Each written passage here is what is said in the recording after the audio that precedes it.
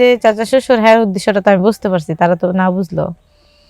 তো মানে আমার দেখলো এই কিরকম করে জানি একটা তাকায়, যেমন কি জানি করবো করবো কি জানি কইবো, এরকম একটা ভাব নেয়। তো আমারও ভাল লাগে, আমি কিছু বলি না। আমিও হ্যাঁ যদি একটু ইশারা দেয় আমিও একটু ইশারা দিই তার সাথে।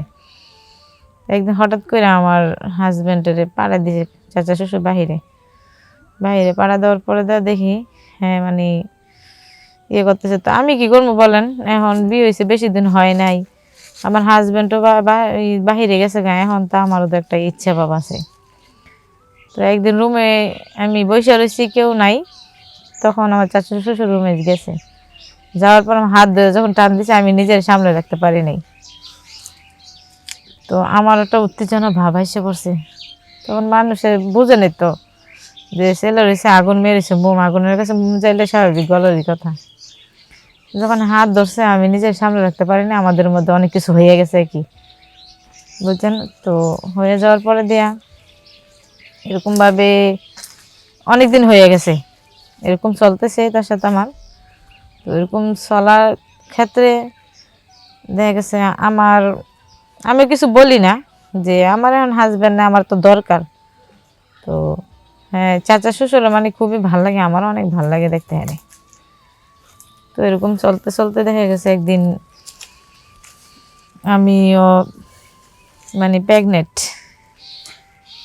তো এখন প্রেগনেন্ট যে আপনার চাচা শ্বশুরের সাথে প্রেগনেন্ট হয়েছে, এটা তো বললে তো করে মানে মান সম্মান একবার থাকবে না। আসসালামু আলাইকুম, আমি সাথী আক্তার, আমার বাসা চট্টগ্রাম। আপনাদের মাঝে উপস্থিত কিছু কথা নিয়ে একটু দয়া করে মনোযোগ সহকারে শুনবেন। কথাটা হলো যে আমি যখন ক্লাস 5-এ পড়ি তখন একটা ছেলের সাথে আমার সম্পর্ক ছিল, ক্লাসমেটই। তখন আসলে প্রেম ভালোবাসা তো বুঝতাম না, হালকা হালকা বুঝতাম আর কি।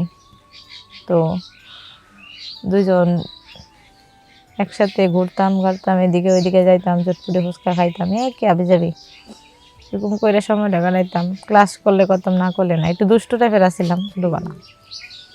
এখন একটু বড় হয়েছি, এখন একটু নরম ভদ্র হয়েছি। তো হঠাৎ করে দেখা গেছে এখন আমিও একটু উপযুক্ত, আমার বাবা মা টেনশন আছে যে আমার মেয়ে তো বিয়ে দেওয়ার দরকার, এখন একটু পারফেক্ট হয়েছে বয়সটা।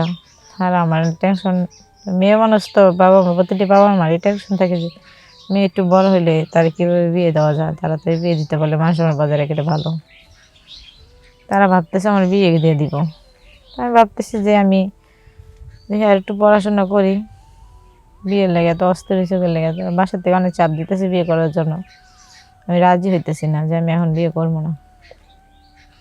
তো এরকম করতে করতে অনেকদিন পার করলাম, স্কুলে যাইতেছি আর ওই ছেলের নিয়ে ঘুরতেছি গাড়তেছি, ওইদিকে যাইতেছি।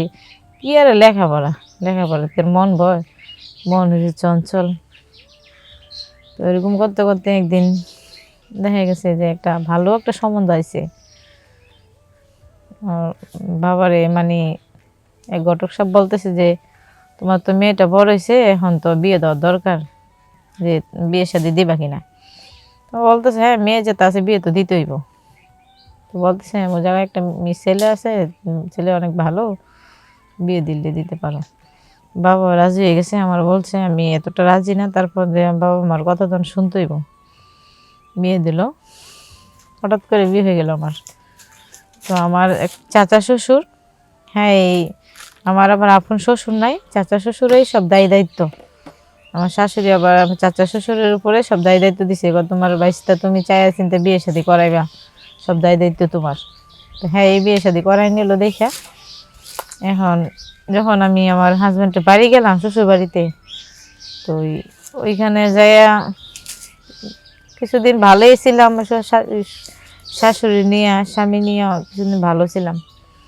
হঠাৎ করে একদিন চাচা শ্বশুর বলতেছে যে আমার হাজব্যান্ডের মানে হ্যাঁ মনে মনে ভাবতেছে যে আসলে যে হ্যাঁ 22 তারে বিদেশ পাড়ায় দিলে হ্যাঁ মানে হ্যাঁ তো আমার অন্য চোখে দেখতেছে মনে হয়। তো আমি বলতে পারতাম না, দেখি নেই এখনো, একটু ভাবে বোঝা গেছে।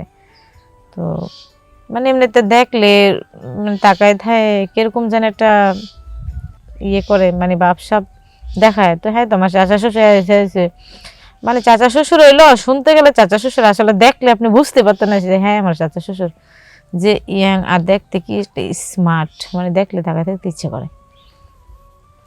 তো এরকম করতে করতে আমারও একটু একটু ভাল লাগে চাচা শ্বশুরে। তো আমি তো আর বলতে পারি না। একদিন হঠাৎ করে না চাচা শ্বশুর বলতেছে, কয় যে হ্যাঁ 22 তারিখ বিদেশ পাঠাই দিব। তো আমি ভাবতেছি চাচা শ্বশুরে হঠাৎ করে বলতেছে আমার হাজবেন্ডের বিদেশ পাঠানোর লেগে, আমার শাশুড়ির মাথা যাইলে যে হ্যাঁ বিদেশ পাঠাই দাও, ভালো হইব, বাড়ি থেকে কি করব, বিয়ে শাদী যখন করছে এখন তো বাচ্চাটা বিয়ে করবো, এখন তো হ্যাঁ একটু সঞ্চয় করার দরকার। তো আমার শাশুড়ি রাজি হয়েছে হ্যাঁ বাহিরে পাঠাই দিব। তো বাহিরের কথা মানে বলাতেই হ্যাঁ মানে আমার দিকে অন্য দৃষ্টিতে তাকায়, মানে হ্যাঁ উদ্দেশ্য ভালো নয়, কি খারাপ উদ্দেশ্য নিয়েই হ্যাঁ বাহিরে পাঠাতে চেতেছে হ্যাঁ সুবিধার জন্য। আর আমার শাশুড়ি ভাবতেছে যে হ্যাঁ বাস্তার উড়ানোর উপরে উড়ানোর জন্য পাঠাইতেছে বাহিরে। আসলে আমার যে চাচা শ্বশুর হ্যাঁ উদ্দেশ্যটা তো আমি বুঝতে পারছি, তারা তো না বুঝলো। তো মানে আমার দেখলো এই কিরকম করে যেন একটা তাকায়, যেমন কি জানি করবো করবো কি জানি কইবো, এরকম একটা ভাব নেয়। তো আমারও ভাল লাগে, আমি কিছু বলি না, আমিও হ্যাঁ যদি একটু ইশারা দেয় আমি একটু ইশারা দিই তার সাথে। একদিন হঠাৎ করে আমার হাজব্যান্ডের পাড়া দিয়ে চাচা শ্বশুর বাহিরে বাহিরে পাড়া দেওয়ার পরে দেখি হ্যাঁ মানে ইয়ে করতেছে। তো আমি কি করবো বলেন, এখন বিয়ে হয়েছে বেশি দিন হয় নাই, আমার হাজব্যান্ডও বাহিরে গেছে গা, এখন তো আমারও তো একটা ইচ্ছা ভাব আছে। তো একদিন রুমে আমি বসে রয়েছি, কেউ নাই, তখন আমার চাচা শ্বশুর রুমে গেছে, যাওয়ার পর আমার হাত ধরে যখন টান দিছে আমি নিজের সামনে রাখতে পারি নাই। তো আমার একটা উত্তেজনা ভাব এসে পড়ছে। তখন মানুষের বুঝে নেই তো যে ছেলে রয়েছে আগুন মেরেছে, মোম আগুনের কাছে মোম চাইলে স্বাভাবিক গলারই কথা। যখন হাত ধরছে আমি নিজের সামনে রাখতে পারি না, আমাদের মধ্যে অনেক কিছু হয়ে গেছে কি বুঝছেন। তো হয়ে যাওয়ার পরে দিয়া এরকমভাবে অনেক দিন হয়ে গেছে, এরকম চলতেছে তার সাথে আমার। তো এরকম চলার ক্ষেত্রে দেখা গেছে আমি কিছু বলি না, যে আমার এখন হাজব্যান্ড না, আমার তো দরকার। তো হ্যাঁ চাচা শ্বশুর মানে খুবই ভাল লাগে, আমারও অনেক ভাল লাগে দেখতে। হ্যাঁ তো এরকম চলতে চলতে দেখা গেছে একদিন আমিও মানে প্রেগনেন্ট। তো এখন প্রেগনেন্ট যে আপনার চাচা শ্বশুরের সাথে প্রেগনেন্ট হয়েছে, এটা তো বললে তো করে মানে মান সম্মান একবার থাকবে না। এখন চাচা শ্বশুরও ইচ্ছে আমারও ইচ্ছে, দুজনের ইচ্ছে পূরণ করতে যায়, তো হ্যাঁ এইখানে তো করে পাপের ফসল উঠে গেছে। এখন কি বলবো বুঝতে পারতেছি না। তখন তো হাজব্যান্ড তো আছে বাহিরে। তো এরকম করতে করতে মনে করেন যে কি কম আর করার মতো ভাষা নাই। তখন চাচা শ্বশুরে বললাম যে এখন যে আপনার সাথে যে আমি এগুলো করলাম, এখন তো আমি প্রেগনেন্ট। তো এখন এটা তো আমি মানুষের কাছে বলতে পারতাম না, আপনার চাচা শ্বশুর আমি বাইসতাবো বাইসতাবো চাচা বাইসতাবো আর কি এইসব কি মনে থাকে, যেমন কাছে তোমার ছোঁয়া পাইলে আমি সব কিছু ভুলে যাই, তোমার দেখলে আমার মাথা গরম হয়ে যায়। আমি কই আপনারা দেখলে তো আমি নিজের কন্ট্রোল রাখতে পারি না। তো এইখানে তো এই ঝামেলা হইলে এখন আমি কি করবো বুঝতেছি না, আপনি আমার একটা যুক্তি দেন। বলতেছে যে তুমি বলবা এটা যে আমার বাইশতে পারছে না, না এটা তো সম্ভবই না কোনোভাবে।